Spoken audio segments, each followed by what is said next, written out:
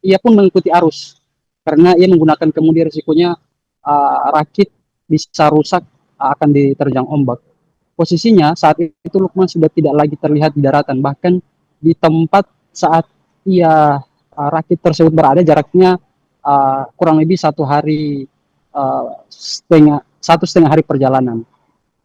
Saat masih dirakit, Lukman bingung menentukan hari dan tanggal karena kalender yang harusnya menjadi petunjuk itu telah kadaluarsa karena tahun sudah memasuki tahun 2025. Di tengah kondisi tersebut, Lukman tetap berusaha berdoa dan minta pertolongan kepada kapal-kapal yang melewatinya. Bahkan ia sempat melihat ada beberapa kapal kecil yang tidak jauh dari rakitnya dan dia meminta pertolongan dengan membentangkan sarung dan handuknya. Namun upaya tersebut lagi-lagi gagal. Yang ia minta pertolongan tak kunjung mendekat, sebaliknya mereka malah menjauh. Dan Lukman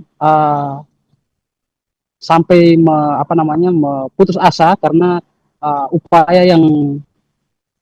upayanya selama di laut terombang-ambing kurang lebih hampir 6 bulan itu, 6 bulan lamanya terombang-ambing, ia hampir putus asa dan pada akhirnya ingin mengakhiri hidupnya. Namun karena membaca buku yang dia bawa dalam rakit dan ada halaman penggalan ayat dalam kitab suci yang menjelaskan bahwa orang yang akan mengakhiri hidupnya akan sengsara, maka niat tersebut ia urungkan. Dan selama beberapa hari kemudian, Lukman karena kebutuhan pokok makanan sudah habis, Lukman menggunakan kail dan alat tangkap ikan seadanya untuk menangkap ikan dan ia makan secara mentah-mentah.